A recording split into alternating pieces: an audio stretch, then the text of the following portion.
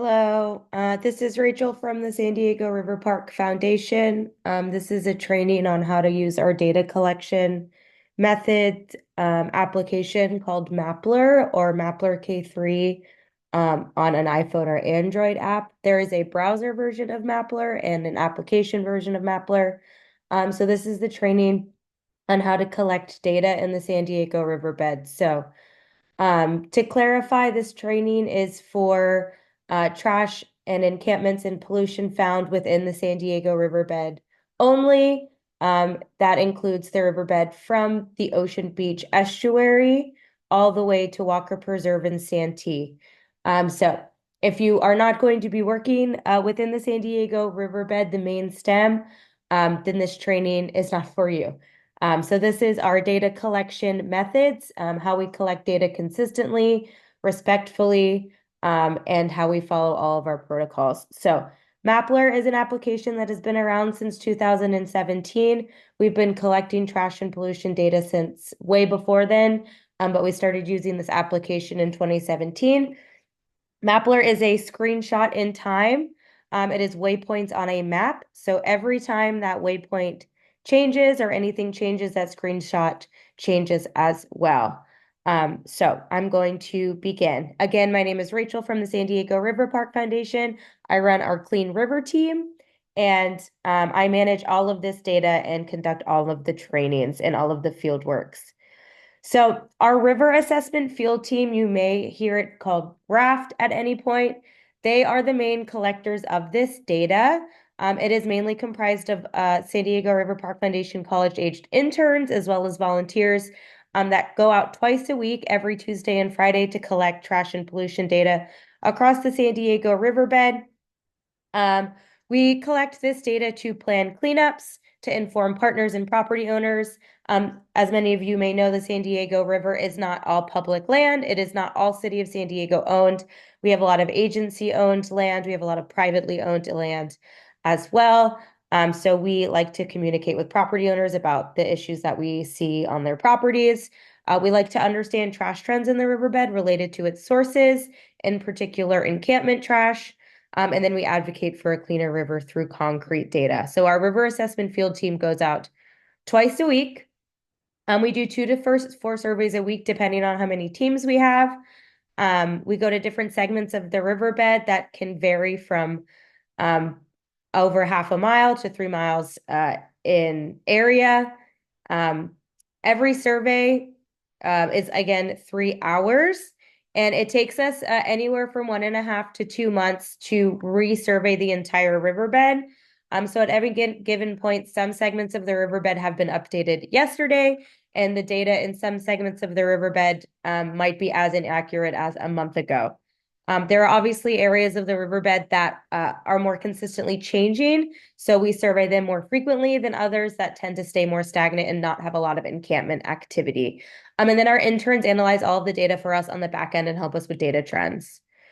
Again, this is our survey area. Again, everything within these parcel boundaries besides Mission Trails Regional Park, Admiral Baker Golf Course, and the quarry, which is right here.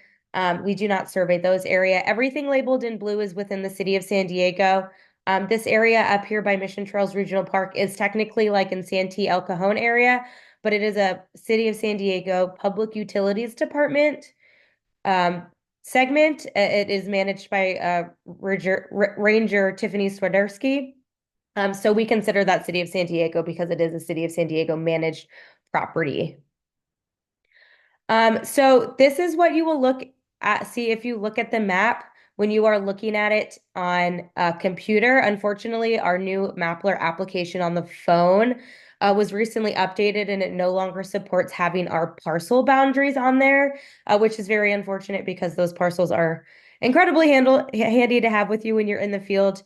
They were not clickable. You couldn't, it's not like ArcMaps or anything where you could see who owns the property. But it is nice to know where the survey boundaries are in particular. Those red parcel boundaries are still visible on the browser application, though. So all data must be recorded within those segments, within those parcel boundaries. They do not get included in any of our data analysis and they get deleted. So the sunshines can be a little confusing. Those are site no longer present. So that is trash that might have been previously on our map. We don't delete data except for periodically because we like to keep data on the map to do for like further analytics on it. So we just change the category to site no longer present and we keep all of the data within it. And then I'm going to explain the rest of these icons in depth upcoming. But we have inactive homeless encampments, encampment trash, which is equivalent to an active homeless encampment, stormwater debris, illegal dumping, generalized litter. We also have special removal needed items. So those are items that might not be super cleanable during a regular volunteer cleanup on a property. Possibly, maybe you just need some extra tools, are things that sometimes we call legacy trash. That's going to be there for generally ever. We also put navigation notes on Mappler, which can be very helpful. Navigation notes can include riverbed crossing, access points, holes in the fence, beehives, wasps' nests, poison oak, other things of that nature that if you're not familiar with an area can be very helpful for you if you're in a location that you've never been before. So I'm going to go over the categories or the sources of trash. Category sources are the same thing in depth a little bit. For the purposes of this training, I believe that the encampment trash pin is most likely going to be the most important pin.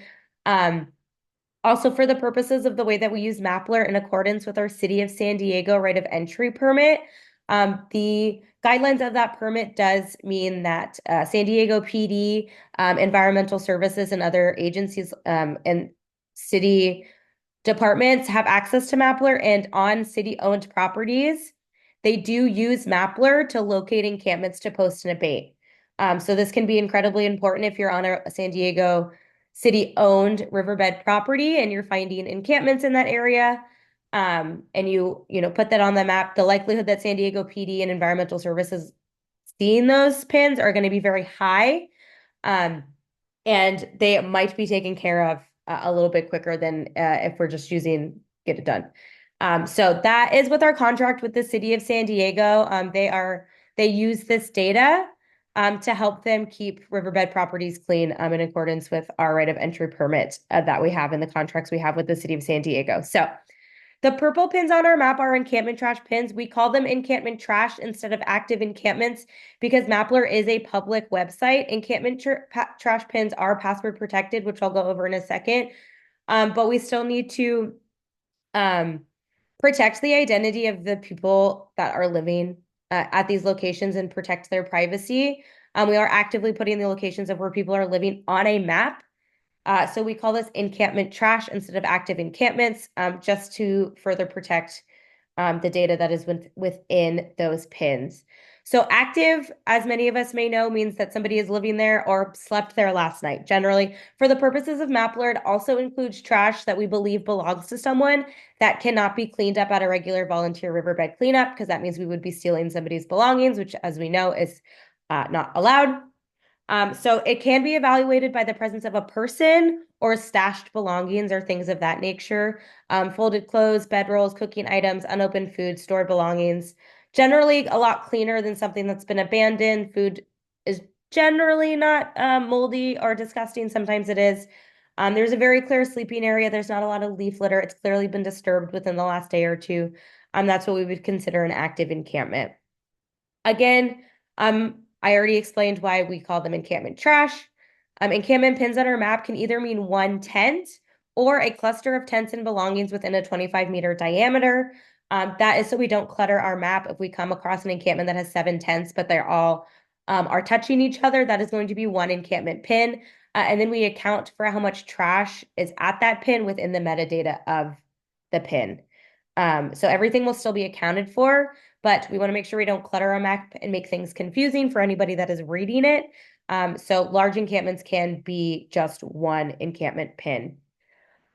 And again, we have a strong stance on never cleaning up anything that we may think belong to someone. So the pins are originally designed to ensure that trash cleanups never clean up something that is active. Now these pins are used for a lot more. We participate in advocacy, transparency, and outreach and things of that nature. Encampment trash pins are password protected, so you have to log in but with a San Diego River Park Foundation access to have any of this data. So this is what a pin will look like if you click on it. If you were logged in, it will give you the name. You will see photos on how to access the site again. The comments are also going to help you how to access the site again, bags of trash, things of that nature. If you are not logged in, you can see the general location, the name of the pin, and the category and the bags of trash. No comments or photos are going to be accessible to you if you are not logged into Mappler. No other trash category pin is password protected. So it is important that when we are making encampment trash pins, that those pins may eventually at a later survey date be switched to an inactive encampment, dumping, or stormwater debris. So that all needs to be kept in mind when you are adding these pins to the map. No photos of people experiencing homelessness, no identifying information in the comments, things that are generally PC and appropriate. Please keep in mind that the mayor of San Diego and the mayor of Santee both have access to this map and they have their own passwords. And also they don't need passwords if things are changing from active to inactive. So just keep those things in mind. Lots of government agencies have access to this map, so we want to make sure that we're keeping everything respectable within the comments of these trash pins. When approaching sites, this is more so for my interns and volunteers. This is not so much for rangers, since you guys generally have your own protocol when you're approaching an encampment that is active with people experiencing homelessness. But for us, especially when we are adding pins to these maps, we're not taking photos in front of people. We're being very respectful. We don't want to let people know that we are putting their camp on a map. It can put people in dangerous situations.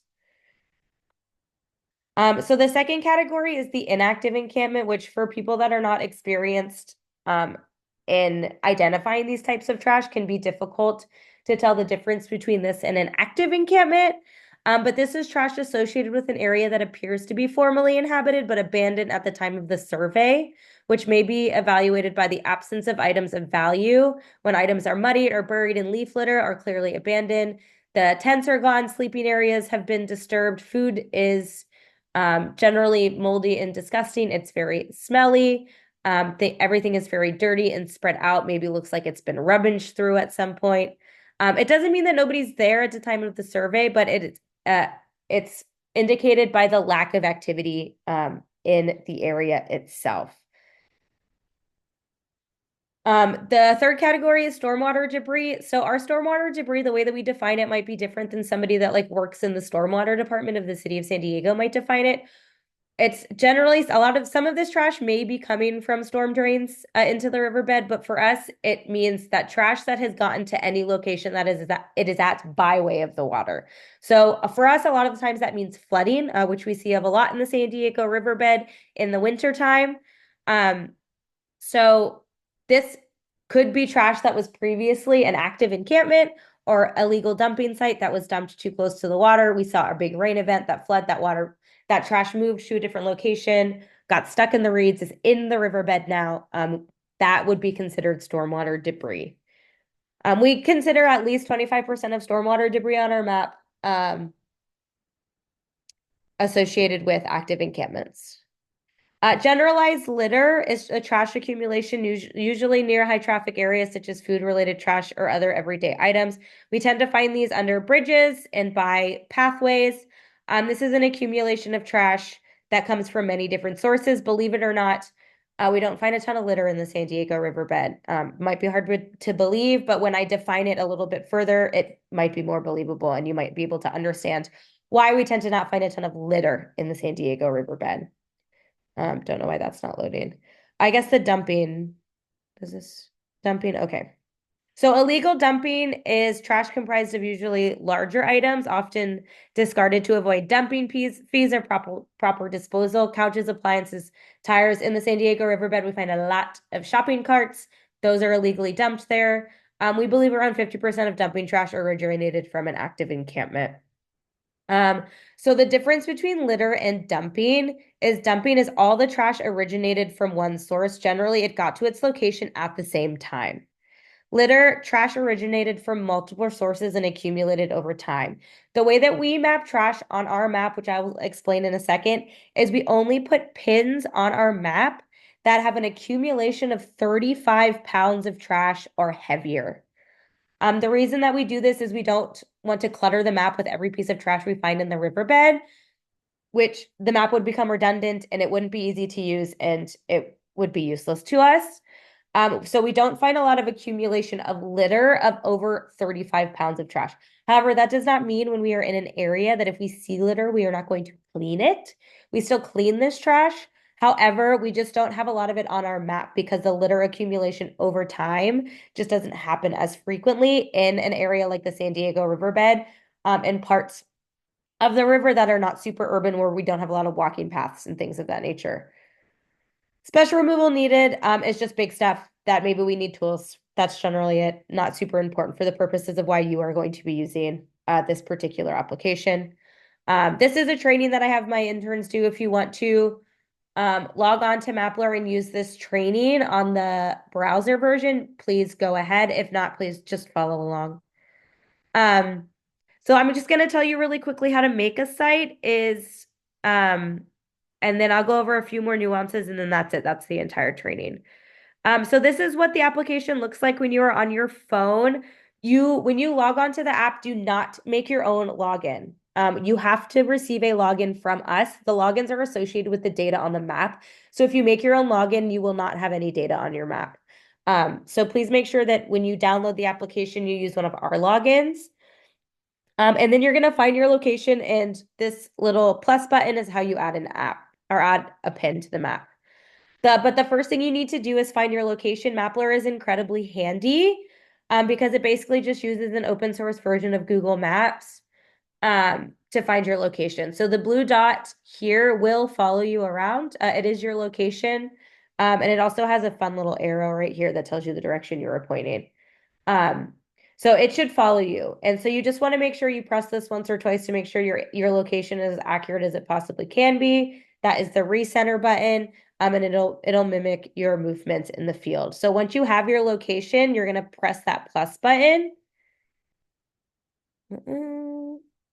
And you're going to add something to the riverbed. So this is a example. If we were to come across this particular site in the riverbed, how many bags of trash would we give it? What is the category? What kind of photos would we take in general? So a bag of trash in our mapping application is 35 pounds of trash or larger. So one bag is 35 pounds, two bags of 70 pounds, so on and so forth. This is generally just done by eye. When we're doing surveys, we're not picking up trash. We pick up trash at cleanups. So it's always good to remember that while sometimes it may look like a lot of things, remember that bottles and small bits of plastic, bags, styrofoam, food containers, even tarps sometimes can be large or look like a large accumulation, but they are generally pretty light, less than a few pounds. So in order to track our data trends most accurately, make sure that that 35 pounds is as accurate as you can possibly get it by looking at it just with your naked eye. So if we were to come across this particular site in the riverbed, say we were walking, we came across this, we look where we are, we determine that there is not a trash bin anywhere near the location that we are at. We are going to add it to our map. The first thing we also want to do is take photos. The photos are meant to help you or the person following you to come and clean up the trash, find this pin again. The photos can be helpful to describe the trash, but generally the photos are most helpful for location. So we also suggest that you take the photos in your camera roll and then add them retroactively to the site after it's been created, just because Mappler is very glitchy and sometimes it might delete your site before it saves, and that means that your photos are gone.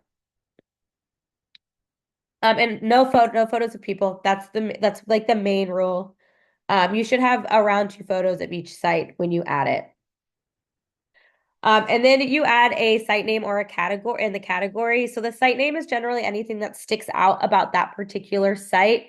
So for this one, you can call it blue tarp. I see a blue tarp here. You can call it cheetah blanket. You could call it beach chair.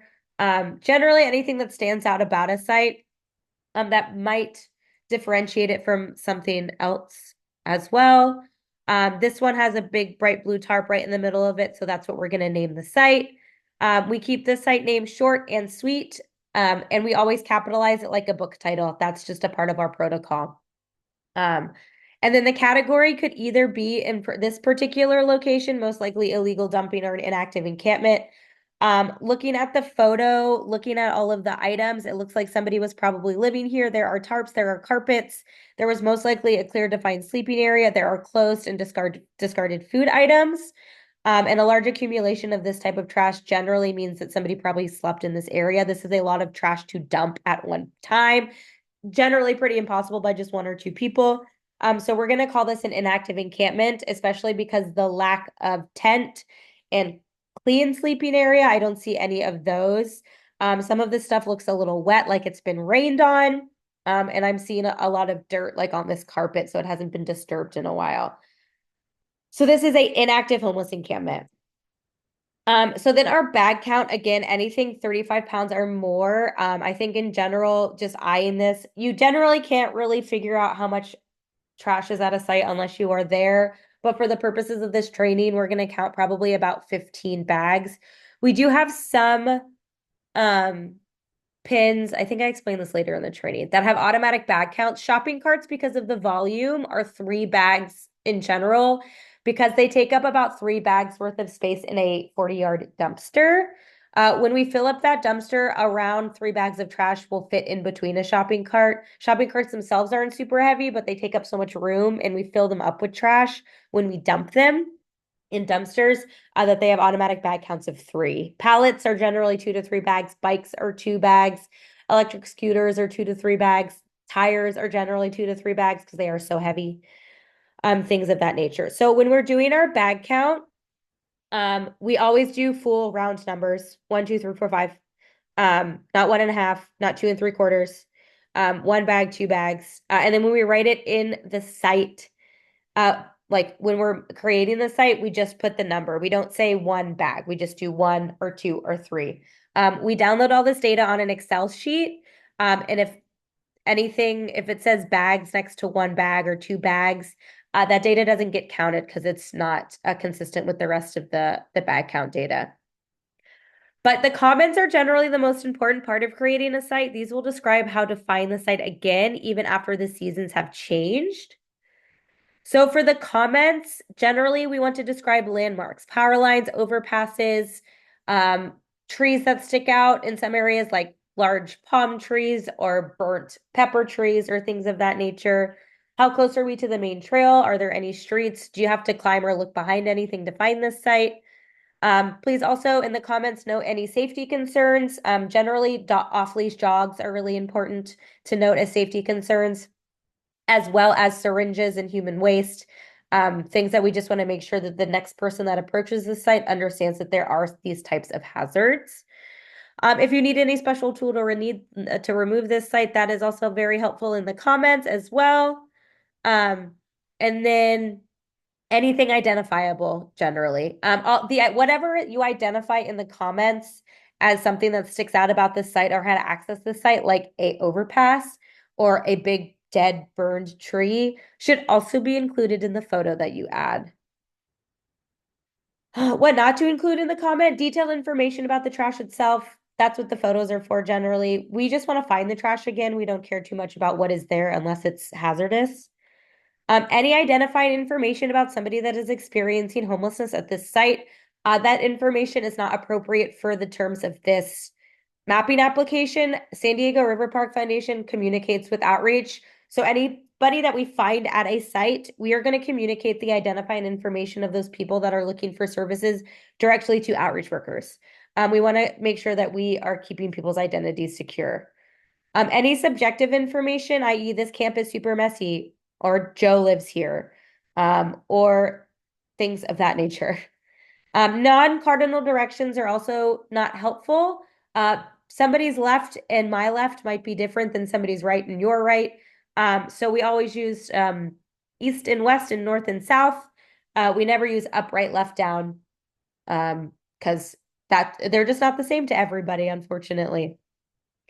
We also never reference another pin in the comments. So let's say that you are at an encampment and you say this encampment pin is 50 feet north of the blue tarp pin.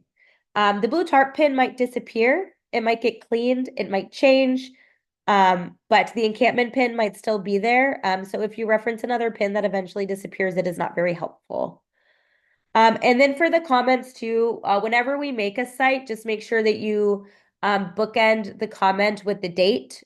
And every time you re-access a site, you always end each comment with the current date. So everybody accessing each site knows the last time that that site was accessed. And then just some more tips for good photos. Take a step back, include the surroundings. Where did you generally take the photo from the way that in which you approached the encampment? Include landmarks, and then you can use your finger to point into a big bush pile, if it's not super obvious on how to access a site. If the trash was gone, what would identify this location? Again, please never include people in the photos. That also includes staff and volunteers, just to protect people's privacy. These are not helpful photos of just trash with no background. I could say that if we don't know where we're going, there's no way that I would be able to find this site again, if it was overgrown with vegetation. Another good photos, pointing into a hole within a bunch of Mexican fan palms, vegetation, how to access. That one's not working. Oh, I guess those photos aren't working. If a piece of trash is on a public pathway or very accessible and out in the open, you can just take one photo of it, because it might be very obvious if it is gone the next time you access it. And then some other data protocols when adding sites to our map. Again, titles, capitalization, short and identifiable. Comments, direction to a site, landmarks, not a description of trash. When editing an existing site, all changes to the site must be added to the comments. So if you change a site from active to inactive or vice versa, if you come across a once previously inactive homeless encampment and now there is somebody living there, you must reflect that within the comments. You must say, I changed this site from an inactive encampment to an active encampment, and I changed the bag count from 5 to 7 on today's date. This helps with accuracy during QA/QC. So when my interns are going through the data on the back end, let's say you came across an active encampment, you said you changed it to active on the map when it was previously inactive, but you just forgot to toggle the category and it's still inactive. So when my interns go and look at the comments, we'll be like, oh, this still says inactive encampment on the pin, but the comments are telling me that this is actually an active encampment now. So I need to go and change that. So that way our data is as accurate as possible and we're not missing anything. And also if you say you changed the bag count from 2 to 7, but the bag count still says 2 and you forgot to change it to 7, we can do that as well. This helps with just consistency and accuracy with our data collection. Our data is incredibly sought out after. It's incredibly accurate. It's very, very detailed. Again, like I said, we have a lot of elected officials that look at this data and ask for accuracy trends and things of that nature, encampment trends in their districts. So we wouldn't be able to be transparent with this data if we felt that it was consistently inaccurate.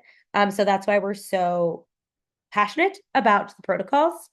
And then just remember your GPS location. Mappler glitches just like Google Maps does sometimes when you're in areas that have very dense vegetation or when you're in areas like under an overpass.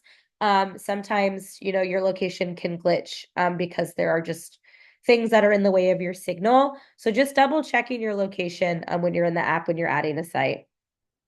When you're updating a site that already exists, so let's say you come across an inactive encampment that has now been changed to an active homeless encampment within the riverbed. There's 3 dots on the top of your screen that you just go to edit. You just always take new photos if it looks different, update the back count, change the category, and always, always, always end with today's date.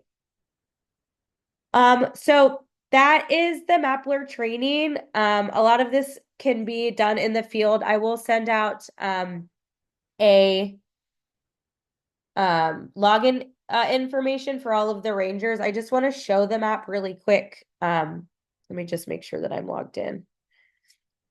I am again. So this is what it'll look like when you log on the browser version. you can toggle on and off of these site no longer presence. You never need to confirm site no longer presence because they're not there. But this is generally what it looks like. These are all of the pins in the map. Again, you can see we've got active encampments within the San Diego riverbed in the city of San Diego at the moment. Inactive encampments, stormwater debris, illegal dumping, which we have a lot of, things of that nature. What I didn't go over in huge depth in the training that I just want to go over again really quick are these navigation notes. Again, these are riverbed crossings, access points. Up here, I think this is like, there's a pole there for accuracy. Poison oak is one that you might want to look out to if you've never been into an area. Beehives. This is a hole in the fence to access this area. This is a beehive. I think this is a beehive. Wasp's nest.